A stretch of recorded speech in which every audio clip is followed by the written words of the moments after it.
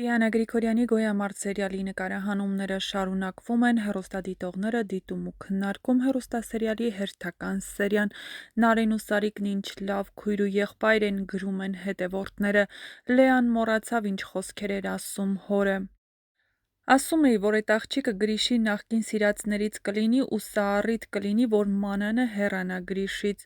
Էռնան այսինչ մի ռիսկ ա ձեռք բերել։ Հիմա Հունանին ավոն ա տարել, Լեո էլ մազերդ չկտրես երկար ու կողքիս անջաց շատ սիրուն ա։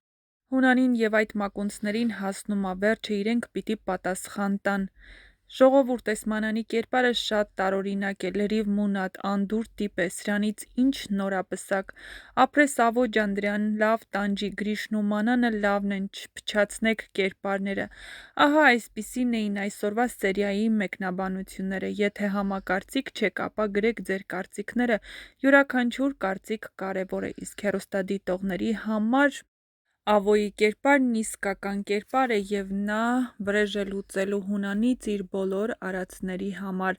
Եթե համակարծիք չեք, գրեք ձեր կարծիքը, հաջորդ տեսանյութը հավանաբար կլինի հենց քո մեկնաբանությամբ։